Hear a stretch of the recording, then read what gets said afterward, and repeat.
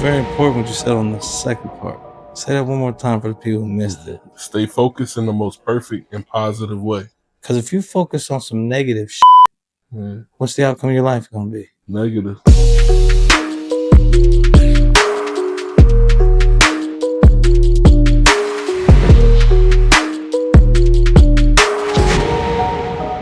Hey, welcome to Cowboy Talks. I am CT, the Urban Cowboy, and I am here today with the man, the myth, the legend, somebody very near and dear to my heart. Worked with him for a long time. Somebody that I admire, especially in the space of music. Somebody who's done everything from producer, manager, himself an artist, songwriter, businessman, great father, great husband, great friend. Biggz, what's going on, man? Thanks, man. That was solid. Hey, for sure. I mean, I could go on who you've worked with, but like, you've worked with everybody. So, I mean, shoot, when I met you and was working with you 15 years ago, you had already worked with Jeezy, Gucci Mane. I think it was Gucci and Gucci, that's Rick right. Ross, that song with Wody. Yes, sir. Yeah, so bro. I was like, what? And then I remember you were back off, I think it was Jack Rabbit Road. Man. Yeah, Jack Rabbit Road. It was Kmart, I think, back then. Yup, right where Walmart is. Yeah. I think it was still Jewish Mother back then, no? Yup. Wow. And then it turned into Eagle Nest. Then it turned into Elevation. Well, it was something else for like 2 weeks before Elevation. So speaking of that, man, where are you from, man? You from out here? How did all this start? I was born and raised in Baltimore, and I came here when I was about 14. So I spent all my teenage years and my adult years here. Okay. What was that like coming here as a freshman, right? It'd be freshman year? Nah, that really I was 13 when I moved here, and it was like 8th grade. Okay. Yeah, 8th grade. I went to Salem High, Salem Middle. What brought you out here? My mom just getting me out of Baltimore. You know, Baltimore crazy. Real crazy, bro. Yeah, real crazy. I mean, that's the Wire, right? So. Baltimore was the Wire. That's where they were based it off of. Yeah. It's another port city too. Yeah. A lot of people don't know that. Like, there's a lot of crime, a lot of organized crime, all that up there. Yeah, it's a lot, man. So when you got down here, how'd you get into the music? And did you start as an artist or a producer? I started off as a producer. Okay. So shout out to my boy 2-Dash. Hey. I met him when I was in like 9th grade, going into 9th grade when I went to Salem High. Rest in peace, my brother Tony Butts. Yes, sir. He's dead now, but I started producing. He was the rapper. So when I was starting with him and Keith and my boy Jay Black, they were like the producer rapper guys that brought us under their wing. You know what I'm saying? They was in the neighborhood too. So he taught me FL Studio, and then from there it was on. Yes, sir. Yeah, bro. And like, so when you were learning, YouTube wasn't out the way that it is now. So like, you know, one of the things I always admired is the way that you work. Was it out? I don't know. Well, it was out. No, YouTube was out. It was 2010, I think it came out. 2002 is when I started. Right. So what I'm saying is, exactly. So YouTube wasn't out then to teach the way that it is now. So how did you learn back then? How did you like hone your craft? Did you go sit next to another producer? Did you like, how was it? 2-Dash came to play. And then my boy Superb, he used to have a studio out here with another dude named Jay Black, called The Cut. Okay. So like he worked at at the barbershop with my mom. So I would play him beats, and then my boy 2-Dash was showing me how to use FL and critiquing my beats too. Nice. Yeah, and then I would email, like later on, like years after that, I would start emailing Knots, and Knots helped me like shout out to Knots, man. Yeah, like tweak the sound quality of my stuff. So how did you link up with Knots? I mean, that's a big player. I don't even know for real. It was through email. I think I just found his email somewhere and then just reached out. Huh. And it wasn't common back then to do that. No, not at all. So he probably like, who the hell emailing me? Yeah, I don't really remember. Who taught you to do that? Like to just have the goal to do something like that? Nobody. God. Yeah. Yeah. You just thought, you know what I'm gonna do? I'm gonna email. It's like if I want to find something out, I was always a researcher. Now my mom made me like that because whenever I would ask her like how something was or how you do this or how was that, she would tell me look it up in the encyclopedia.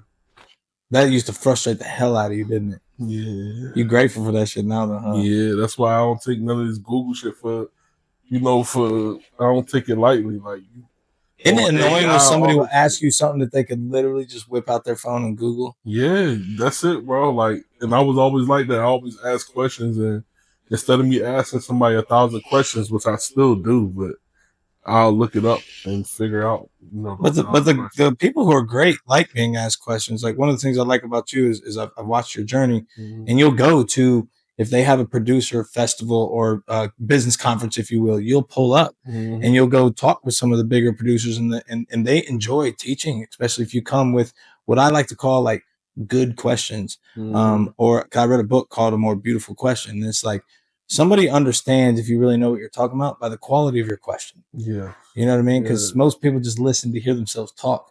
They're not listening and going, well, how can I get you to go a layer deeper? If you ask the right question, nobody's guard goes up. They'll just tell you. It's yes, bro. That's what I discovered as I started traveling more as a producer and engineer, and getting out of the city and really breaking loose. Even as an artist, when I was traveling and doing my tours, like you meet all of these people and you understand, like, oh, okay, it's people that will just tell you and give you information. Because Absolutely. when I was coming up, they weren't trying to give you information. They weren't trying to let me in the studio. They weren't trying to teach me nothing. And I was young, and like I was kind of rough around the edges, coming from where I come from, but I still had this. I wasn't there to start no problems and stuff, Right. And you And didn't. Jay Braid was the first person to give me an opportunity Oh, to right work at a on. real studio. That's amazing. Which studio was that? Radio Ready. There you go. Yeah, He just bro. recently won a really big award, A didn't he? Grammy. He got a Yeah. Grammy for Shout the out Jay Bray, man. song with. Congratulations. Yeah, I forgot who did the song. But yep. Yeah, shout out. That's the OG, bro. So, Man, that's and that's what amazing. makes me like just give information freely, because I know the struggles, So who's your inspiration musically? Kanye was. Like, that's what Kanye's made the me goat to like me. want Yes, to sir. stay in the music and want like this. And this is like before college dropout Kanye. Yes, sir. So making them beats and all of that stuff. He inspired me the most. That's amazing. Yeah, he's of course fellow Yeah, Illinoisan. I love him. yeah, bro. That's amazing, man. I've seen you work with everybody out here. Recently, you had a really. It's going very successful now. That Yeah, track bro. With her, with G Herbo, the yeah, bro. Norfolk. How did Yeah. that come about? So shout out to Mike from VIPs. Of course. Like Mike just like he made everything happen. Like, and we did this song a while ago, but and then my boy Zeke, shout out to Zeke. That's who I made the beat with. Hey, Zeke's been around. So, talk about somebody who's behind the scenes. A lot of people don't really know it, but man, it's his Yeah, fingerprints bro. on everything. Yeah, bro. Zeke is like me, bro. Like he's open heart, bro. Like, Oh, he's such a good man, bro. yeah, he a good guy, bro. He funny as shit, bro. That's my And dog. you don't even realize that you even think. Sometimes he'll be in a room and I'll be like, bro, what? He's Yeah, like, I've been here the whole time. but Mike had Herb there, and then Zeke was playing, like, starting the beat and all of that, and the rest was history from there, bro. And like whenever me and Zeke do something, we'll probably tell the whole story in detail, but for right now, that's pretty much what happened. You know what I'm saying? That's awesome, man. I mean, it sounds like G Herbo's been out here enough that he knows the 757, or at least this side of the water. His family, bro. He got family out here. He do what he do out here. I'm not sure, you know, like everything he do out here, but Of he be course. chilling, bro. He down to earth. He just be cool. Yep, absolutely. Most people, I mean, that's what I found out. You found out kind of the same thing when you go in these rooms with these guys who have the big credentials and all that. Yeah. They're really people, and they kind of don't like the fan stuff. Like as I've gone into the music stuff, and it's not that I don't like it. But sometimes it's a little bit uncomfortable because it'll seem that people are interacting with you for a very superficial reason when we're all so much more deeper than that. And whenever I've interacted with celebrities, I kind of just will find out who their favorite sports teams are. Just like find a way to start, for lack of a better word, talking shit. Yeah. Because like when you start doing that, they look at you crooked. Like, what is you really? Is you like you talking shit? Or you're just talking some shit. You know what I mean? And they open up real quick when you just treat them like normal people. That's it. That's Motherfuckers get depressed like us. They like everything. Everybody's humans, man. And shout out to Rico too, because that was my first actual G Herbo record. I got to record him, and produced the record with my with Zeke also and my young boy MJ Michael. Sorry, Hey, right Michael. on. Yeah, he's Hell, 14 going on 15 this year. man, can you imagine if you had a Biggz in your life at 14, 15? Yeah, well, he got it. And that's when I, around the age, he started really like earlier than that, like 11, 12. Because by the time I got to him, he was already like a year or two in. You've always paid it forward. You know that's one thing I've always noticed from you. That, where does that come from, man? Is that what your duty is to your mentors, or like you're always teaching, you're always bringing people in, whether it be interns or I've seen you around here for quite a while. Where does all that come from?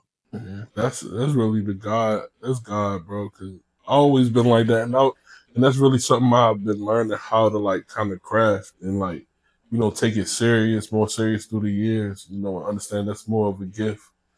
But I don't know, And help bro. fewer people, right? 'Cause I Yeah, found like our good heart sometimes will lead us to want to help so many people. And yeah, I'll have friends screaming at me like, bro, you don't have to help everybody, help yourself. Because then you always find yeah. yourself in a position to where you're like scrambling. It's like, Mhm. how I do all this for all these people and I'm sitting here scrambling on these Yeah, small I've been things. there, bro, and that's a tough space to be in. But you just help whoever you can, bro. And if you can't, you can't.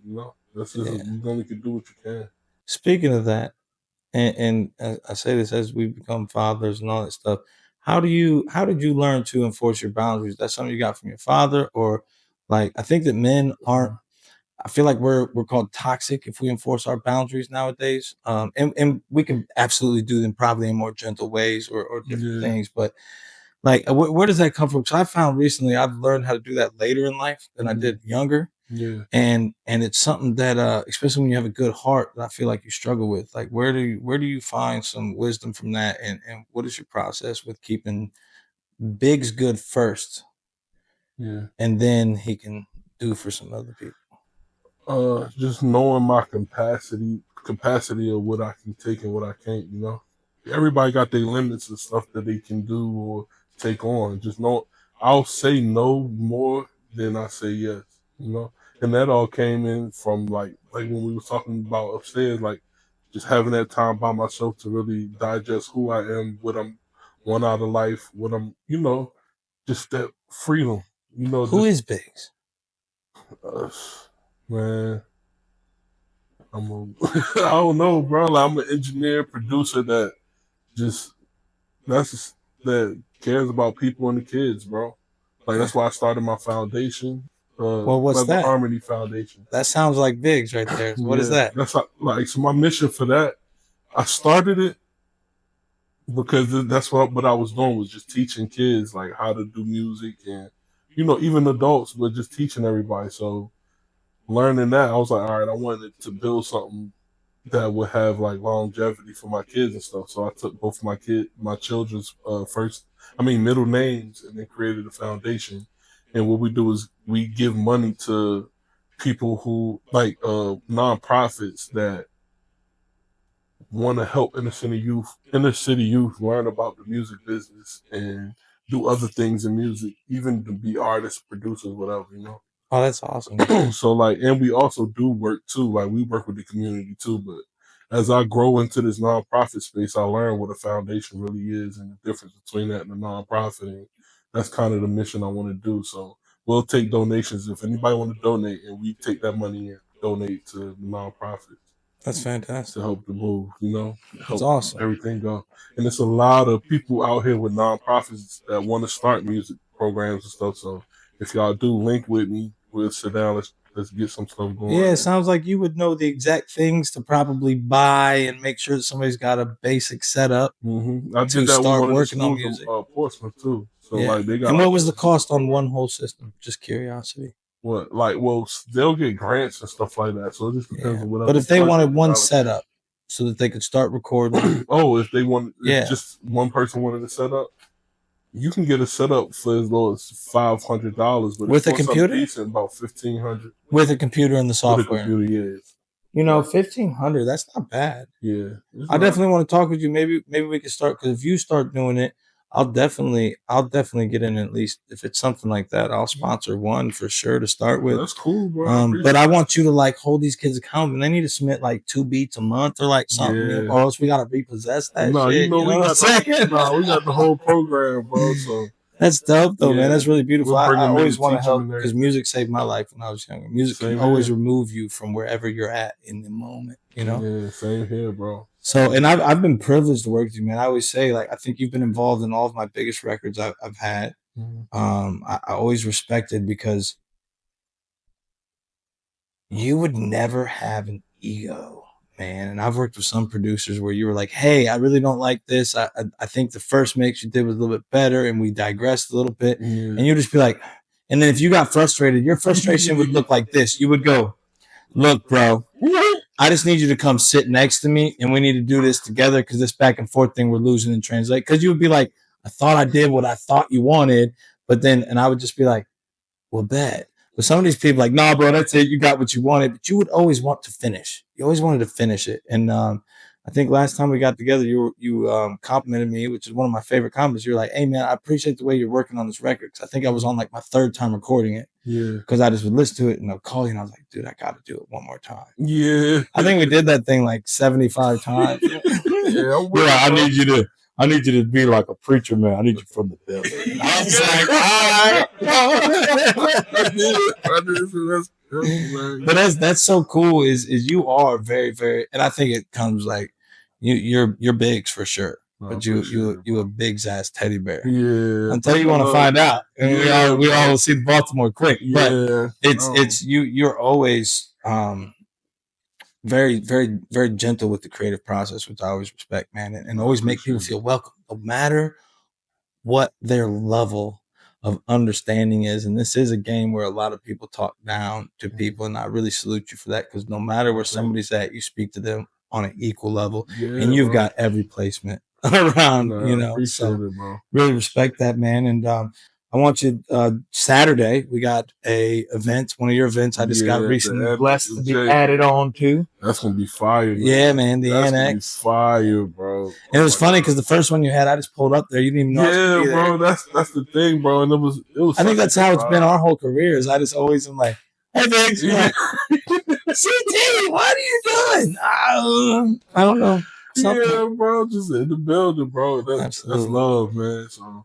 And I always appreciated that about you too, bro. Like that was always fire, just seeing you work and staying consistent and taking it serious.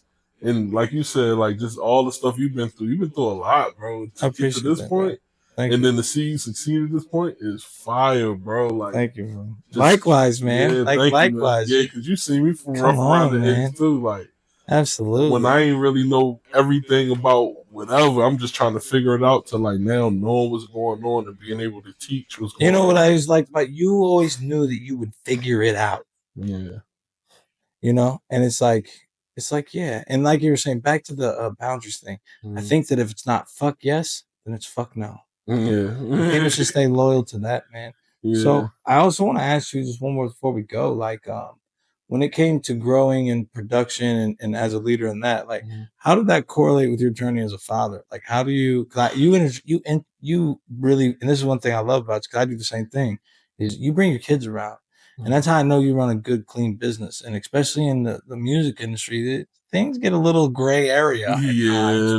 But I see your kids around the studio and you teaching them things and making them clean up and do all that stuff. Like, what does that mean to you? How does that, like, what's your approach with that, man? And what is some advice that you would give to fathers, especially being in the creative industry? That just balancing your time, man. Just make sure, and then try to just have them included in whatever you do. That helps keep it clean. Just like, oh yeah, I ain't about to do this because I got the kids. It keep you out of certain trouble and all of that, bro. But it also shows them that you're a hard worker, but you also balance it, so that way they learn to balance all of that too. Because they get to see you chasing your dreams. Yeah, you feel me? And you teach them little stuff on the job, and then they can decide if they want to do it or if they don't want to do it. You see certain skills, But I work on that. That's a balance that I work on all the time, bro, and even to this day. So, it's a hard process because now they don't want to be in the studio all day. They never They at really that did. age though, bro. Yeah, They at don't that be in the age. studio. Like, Dad, I'm sick of your ass, man. My Yeah. friends is cool as hell. They chilling. And they all playing Night Fort and Yeah. top ticking and shit. Exactly, bro. So, you know, it's always a balance, but I enjoy it, bro. The good, the bad, the ugly, bro. Yes. How do you feel you're doing as a father? I always feel like I can always do better and I can always do worse. I don't really trip on it, you know what I mean? Like, I have grace with myself, you know. I had to learn to have that with myself because I would beat myself up if I didn't. So, How'd you do that?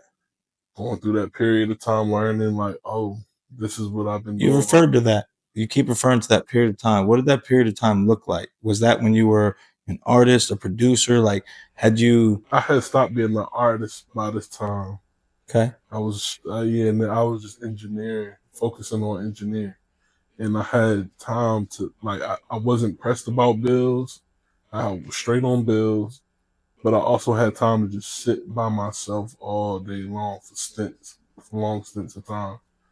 And you just sit and just start working on one thing at a time. You're gonna have some days where you just don't do nothing. Some days you be like, damn, what is it all for? And you got some days like, oh, this is what it's all for. Like, this is What did you just a tell yourself ride, in those bro. days where you go, damn, what is this all for? Did you get around people? Did you call your brothers? Like, what did you do? Yeah, I did all of that, bro. Because it's all happened different layers, but you just talk to God at that time, like, because it's only you, so you talking to yourself and then vibe with yourself and really understand what you want. What you really want to do? What is this? You know, and it's okay to understand to not know what you want too. You know. Could you hear like that inner voice? Like when you would ask, did you hear your answers that you needed, whether you liked them or not? Yeah. And then ChatGPT came out. What the hell does that mean, bro? Does that mean, hold on. Yeah, what does that mean? Because you can ask it anything. I use that as an assistant now. So like, Say I used more. to have to pay somebody $200 a week to assist me and do different stuff. Now I can ask ChatGPT half the stuff. And you've been training it now, so it Yeah. probably understands Biggz and how he likes to Exactly. talk and how he likes things structured. Yeah, bro. Because I don't be tripping on like that technology and people taking your information or knowing this or knowing that. Like it's, you know, it's all a part of the process, and we all growing. And if I really want to understand something, why not just get the answer? Hey, mic drop. You feel me? Absolutely. Yeah, bro. So tell everybody where to find you, and leave everybody with one thing that you just wish everybody understood. All right. So if you want to find me, you can always call me 757-839-2567, www.thisisbiggz.com, or just hit me on any social media platform. This is Biggz, Biggz. And one thing I would like to leave with everybody is just to stay focused in the most perfect and positive way. That's it. So hold on. I love the stay focused part, but it's very important what you said on the second part. Say that one more time for the people who missed it. Stay focused in the most perfect and positive way. Because if you focus on some negative shit, what's the outcome of your life going to be? Negative. Come on, man. Yeah, bro. You got to. Come on. Yeah, that was in one of the books I read, man. What book? The Game of Life and How to Play It. And they say do stuff in the most perfect way, but I added a positive to it. And hey man, I need to order that book. Okay, yeah, bro. That book is serious. My boy Sunji put me on to that. Hey, shout out He's like Sunji, a big man. bro, man. Yeah. He also helped me a lot of seeing like how a father should be with children. You know? Seeing him interact with his children, or what he told you? Everything. Seeing him interact and me interacting with him and his son. I've been knowing his son since he was born, and he was like my guide. Is like, oh, this is how a father. Because I didn't know my dad. You like uncle to him, right? Oh, okay. Yeah, that's a whole nother story. Hold on, because me too. I got a story with that. We got to come back on that because I didn't meet my biological father until I was like 33, and he was a preacher and he's in music and all this crazy stuff. Didn't even know about me. I think you was telling me that too, yeah. bro. Yeah, bro. Yeah, we're gonna recap on that. Wow. Yeah, bro. Wow. Yeah. It's funny you mentioned that though, because I will leave with this, because this is what I started to get my sanity with people, and you're gonna appreciate this. You can't lead a horse to water. You can't teach them to drink. The only thing we can do, and this is what you saw Sunji doing, is we can drink water in front of our brothers until they say, hey, I'm thirsty. And then you can show him where to get some water. That's it. And he's been watching you drink, so he's just gonna mirror what he's seen. That's, man, you hit that right on the nose, bro. Yeah. Yeah, because I did the same thing. Like my brothers who are great fathers, like I watch them and I mirror that fucking behavior. Like, what do you mean? Because I didn't have that gentle shit. I always wanted it. Yeah. I always wanted a fucking hug. Yep, that's it. No, for real, bro. Like, that's different stuff we go through, man, as men. So, and it's okay to go through it, you know? Fuck yeah. Because a few fathers are better than none. That's what I always say. That's real. Hey, we'll check y'all out. Thanks for checking it out. Hey, fuck you, pay me. That's what I always say. Biggz. Hey, That's fucking beautiful. thank you, bro.